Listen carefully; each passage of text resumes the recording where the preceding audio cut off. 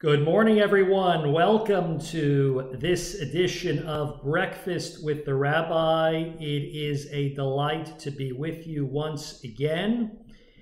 Spring is upon us. I think the last time we conducted the Breakfast with the Rabbi was still winter because it was before Pesach. We didn't have a session last month due to Pesach. And by the way, we're actually, after this session, we're going to pause for June and July, and then Bezrat Hashem, God willing, we'll be back in August for a brand new session of Breakfast with the Rabbi. I do not have my tea today. I have some water because the weather is getting warmer, and that's a very good thing.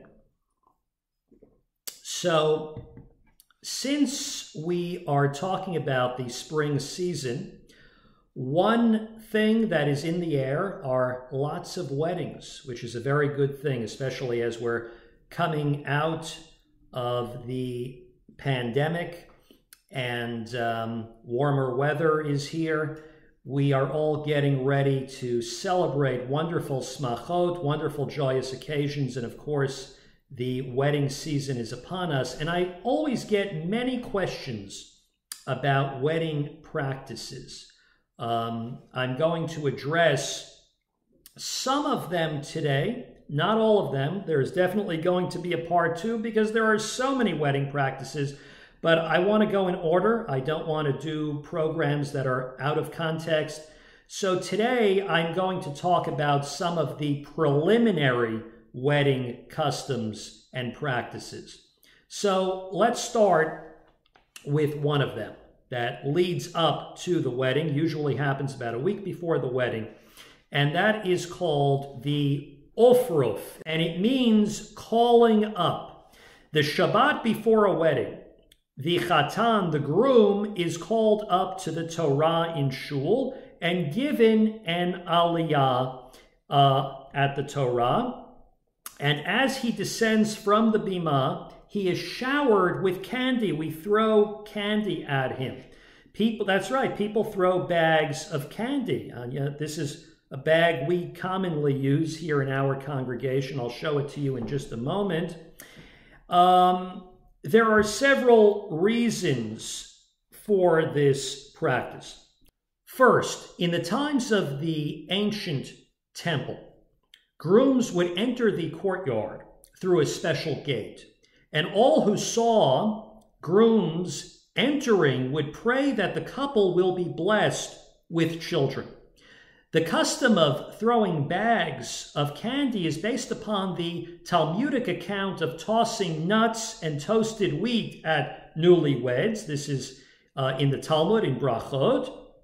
The modern day custom is to throw candy and raisins to wish the couple a sweet and fruitful life. In the Talmudic era, a newly married couple had grains and nuts tossed at them, but only in the summer, which was very interesting. Winter mud eliminated the possibility of retrieving the tossed food, and there is the commandment against wasting food. Wasting a number of different products. It is called Baltashreet. And that is the reason some oppose the practice of throwing food, because there's always the possibility of people stepping on the food that was thrown, and that is going to go to waste. So in our shul, we make certain that anything thrown at the groom be very heavy. No, just kidding, just kidding. They have to be carefully wrapped, okay? Any candy has to be carefully wrapped and then immediately picked up. So the candy is wrapped. This has Velcro in it, as you see. I'm trying to show this to you. So you have the candy that goes in. We have some other things, as we said, the raisins. And it must be, that's chocolate, by the way, just so you're wondering. And we have the Velcro here that closes it, and then we throw it at the groom. We try to actually keep it light. I was just kidding what I said before. We try to keep it light, but we make sure that it's immediately picked up from the ground so we do not allow anything to go to waste. That is a very important principle that we must observe. So very nice custom, very nice practice, as long as you do it properly. Another practice that takes place prior to the wedding, this practice may sound a bit strange to you. I don't know if you ever heard of it. It is performed in more orthodox settings. More orthodox couples are the ones who generally observe this practice. And it's also only observed by Ashkenazic Jews. Sephardic Jews do not observe it. But let me tell you what that is. It is the bride and groom not seeing each other a week before the wedding. That's right. For a week before the wedding, bride and groom cease from seeing each other. I'll tell you the extent of that in just a moment. So if you were to ask many people the reason or meaning of this practice, you will probably hear something about bad mazel, bad luck. In other words, it's simply bad luck for the couple to see or interact with each other 1 week before the wedding, because Satan is out and he smells a simcha, a joyous occasion coming, and he's eager to ruin it. And by the way, there are certain customs that take place at a wedding that are related to superstition. The breaking of the glass by the groom at the end of the ceremony is an example of such a practice. Now, I have done research to find a makor, a source for the practice of the bride and groom not seeing each other a week before the wedding. The only source I was able to find was in a book called Sefer Minhagim, the book of Chabad Lubavitch customs, which, by the way, was written relatively recently in Brooklyn, New York in 1994. And here's what it says. A week before their wedding, the bride and groom refrain from meeting even by day. In other words, the couple may be able to speak to each other by phone, email, text, etc., but they cannot physically meet in person. Keep in mind that, in all fairness, this practice did not arise out of thin air. In ancient times, a groom and bride only met one another briefly before the wedding, and they would not have a relationship of any significance until the wedding ceremony was concluded. Now, while I reject the superstitious rationale of bad mazel, bad luck for the practice, I do believe that there are some good reasons to observe the custom. You ever heard of the old expression, absence makes the heart grow fonder? I think it's pertinent, certainly, if you observe this practice. In Jewish tradition, romantic relationships are reserved for marriage. A 7-day countdown to a wedding is likely to enable a couple to be more enthusiastic about their special day. The lack of contact for 7 days is also likely to enable the couple to have a more meaningful relationship as they enter the marriage. Now, let's go to the day of the wedding. Now, that can be a very stressful day. I know that. Many of you know that as well. There is a custom of fasting. That's right. There's a custom for a bride and groom to fast on their wedding day until they drink the ceremonial wine under the chuppah, the wedding canopy. Firstly, it is important to understand that the wedding day is considered the couple's personal Yom Kippur. As far as the couple is concerned, the wedding day is the day of atonement for them. It is a very holy day. The Talmud Yerushalmi, the Jerusalem Talmud, states that on the day of the couple's wedding, the sins of the groom and bride are forgiven. In fact, the couple is supposed to incorporate the al-chet, the confessional prayers, into the mincha service prior to their wedding, just as a Jew would do on Yom Kippur. And prior to the marriage, the groom and bride were two distinct individuals. Now, united as a couple, they become new people with a clean slate. For this reason, it is customary for many grooms to wear what's called a kittel, a white gown like they would on Yom Kippur, and for the bride to wear a white wedding dress. White clothing is the attire that many Jews wear on Yom Kippur. So the white attire at the chuppah resembles the Day of Atonement. Another explanation offered for fasting on the wedding day is a more practical one. It is to ensure that the groom does not become drunk in the course of his excitement prior to the wedding.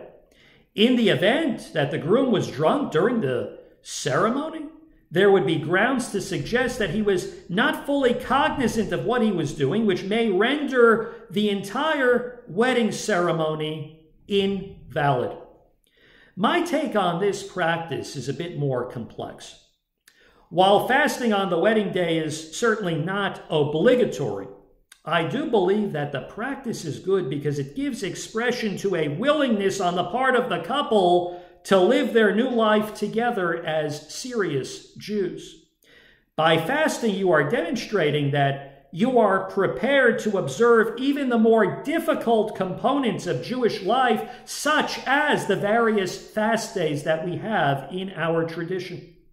Additionally, the practice also indicates that you are disciplined and capable of exercising self-control, which are certainly important traits to cultivate within the course of a marriage. By that same token, it is important to take into account the fact that the wedding day is filled with lots of pressure. And there are lots of tasks that the bride and groom must perform on that day. It is never a good thing for a couple to get dehydrated on their special day. So here is my suggestion. If you find it difficult to fast, it is best to either fast half a day, in other words, up until midday, or you can fast for a couple of hours in the morning symbolically. Another suggestion, which is a bit more practical, is to have your wedding during the day. My wedding took place during the day, and it was not so terrible, I must admit. It obviously makes the task of fasting a lot more bearable in that you break your fast at the wedding during the day. So if you are getting married soon, I urge you to fast in some form, even for just a bit on your wedding day, because it will indicate a willingness on your part to recognize the solemn and serene nature of the Jewish wedding ceremony. Finally, another practice which I get asked about all the time is the circling practice. At Jewish weddings, the groom arrives underneath the chuppah, the wedding canopy, first, and then takes his place at the center of the podium. Many have the custom that when the bride enters the chuppah, a short while later, she circles the groom either 7 or 3 times, and then she takes her place at the right of the groom. As our psalmists state, at your right hand stands the queen. Now, this practice is merely a custom, but it does have some textual basis to it. The circling of 7 times corresponds to the 7 times in the Torah in which the phrase ki yikach ish isha, and when a man takes a wife, is written. That phrase serves as the scriptural basis for marriage. Likewise, we find the words, and I will betroth you to me, ve'erastich li, 3 times in the book of Hosea, and that serves as the basis for those brides who walk around 3 times. Now, I happen to favor the practice of circling 3 times, it keeps the ceremony much more dignified. I've seen many times a bride walks around 7 times and they're counting the times they're walking around. I think 3 times is a nice practice. Now you will find many officiants, usually they are rabbis or perhaps a cantor, giving new meaning to wedding practices which do not have much basis to them. The new explanation I happen to like for this particular practice, and when I say explanations, I mean the explanations that are explained by the officiant under the chuppah, under the wedding canopy, to those in the wedding who may not be conversant with Jewish tradition. So here is one that I happen to like very much. It's that the practice recalls the 7 times that Joshua had to walk around the ancient city of Jericho before the walls fell and the Israelites were able to capture it. Likewise, after a bride walks around the groom 7 times, the walls between them fall down. All of the barriers that had existed between the bride and groom are demolished on the day of their wedding. On this day, the walls which serve as barriers to effective communication are torn down. The walls which ultimately make a person weak evaporate, and the souls of the bride and groom become united, sharing a vision for a fulfilling life ahead. Beautiful, beautiful explanation. Of course, that interpretation only works if you circle 7 times, which most brides and grooms who I officiate at their weddings happen to favor the 7 times. So it works very well for that. But I'm sure if you're doing the 3 times, another similar kind of explanation can be developed. Now, it's interesting to note that the Sephardin do not perform the circling ceremony. Also, Jewish liberal movements opposed this practice at one time because they felt that having the bride circle the groom essentially created the symbolism that it is the man who is at the center of the marriage. Today, however, those who are quote-unquote egalitarian in nature are more interested in adding the groom circling the bride rather than eliminating the practice altogether. Personally, I am no fan of the practice of both the bride and groom circling each other. It really doesn't add much substantively to the ceremony except time, and people do not like long ceremonies, I can tell you that much. But again, if you are uncomfortable with the practice, then by all means leave it out of the wedding ceremony. So I hope I've given you some new meaning to the various different practices leading up to the wedding. And rest assured, there will be a part 2 for practices that actually take place within the course of the wedding itself. So stay tuned for that. And again, delighted to have you with us, wishing you a season of mazal, of good fortune, and bracha, of blessing, and look forward to seeing you again real soon.